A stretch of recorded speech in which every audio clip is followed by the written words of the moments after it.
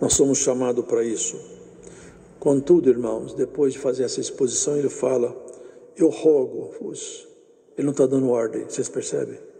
Eu peço a vocês, como alguém que ama vocês, eu peço com humildade, por favor, preste atenção no que eu estou pedindo, é isso que ele está falando. Preste atenção, eu rogo vocês, irmãos, pelo nome de nosso Senhor Jesus Cristo, eu rogo para vocês que vocês todos digam uma mesma coisa. Eu estou preocupado. Entrou um vírus na igreja de Corinto e eu me assusto que ninguém percebeu, e o vírus contaminou vocês, e vocês estão doentes e não sabem que estão doentes, e eu estou longe e estou vendo vocês doentes. Eu vou ministrar um remédio daqui, não dá tempo de eu chegar aí para ministrar o remédio agora. Vou prescrever uma receita para vocês. Nós temos que estancar a proliferação desse vírus. Olha o que ele fala: e que não haja entre vós dissensões, debates, desencontros, desagravos. Sabe o que é isso? São grupos que começam a ficar antagônicos gradativamente sem perceberem. Começa um combater com a opinião do outro, um falar contrariamente ao que o outro falou, criando uma espécie de partido, como se o corpo fosse pedaços de membros. Nunca vi um corpo, um pé não pode sair dois pés andando, assim, eu sou corpo. É pé, assusta quem vê. Uma cabeça andando sozinha, uma cabeça não é corpo. O tronco, as mãos, um coração batendo sozinho não é corpo, é coração. É precisamente isso que ele estava dizendo. Olha, está havendo divisão entre vocês. Antes sejais unidos em um mesmo sentido, em um mesmo parecer. Nós temos que estar unidos no sentimento e no nosso parecer também. Quem quiser fazer divisão entre nós, tem que ser rechaçado em nome do Senhor Jesus. Não aceitem, irmãos, não aceitem pessoas, nem palavras, nem ideias, nem sugestões, nem doutrina de pessoas que queiram fermentar entre nós divisão, nos fazer grupos separados. Nós não somos grupos, nós não somos uma coxa. O corpo, quando Jesus foi crucificado, aquela túnica era única, de uma só costura, cobria seu corpo, uma túnica sem emenda, sem costura. Eu penso que, assim como a doutrina, aquela túnica cobria o seu corpo, escondia a nudez do corpo. Assim a doutrina é uma só, não tem emenda, não tem costura, não é uma coxa de retalhos, é uma palavra una. Velho e Novo Testamento se encontram em Cristo. Cristo é o ponto máximo de tudo.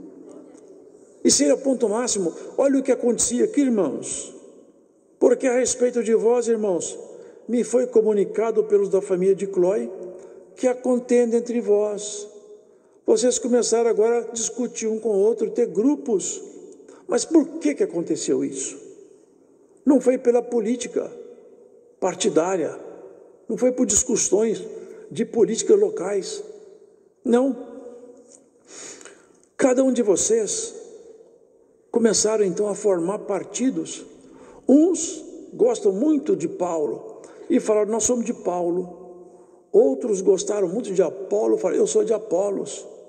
Outros gostam de Pedro e outros de Jesus. O que vocês estão fazendo? Vocês ficaram loucos? Agora o corpo de Cristo está dividido. Quer dizer então que você é de Paulo? Ele falava de si mesmo. Quer dizer que vocês são de Paulo? Quer dizer que vocês são meus? Vocês estão loucos? Vocês estão loucos? Vocês são de Pedro? Vocês estão loucos? Vocês são de Apolo? Vocês estão loucos? Agora o que me assusta aqui nessa leitura é que o inimigo achatou de tal maneira a escala de valores deles, foi achatada até o ponto de ela ser colocada no pó. Porque eles comparavam grupos que pertenciam a Paulo, outros pertenciam a Apolos, outros a Pedro e outros a Jesus.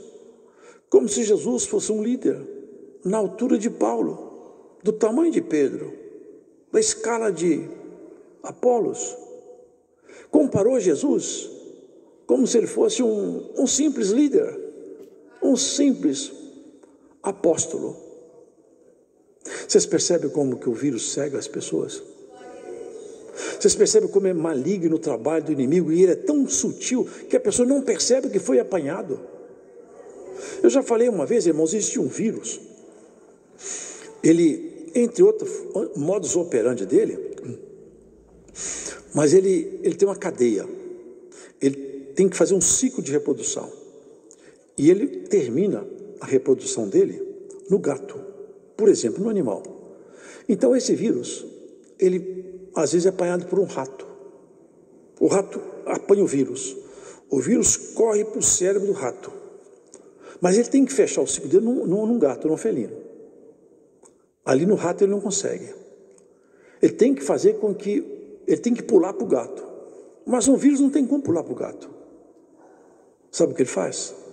Ele entra no cérebro do rato, altera o comportamento cerebral do rato. E ele altera o sentido do rato. E o rato passa a gostar do cheiro do gato.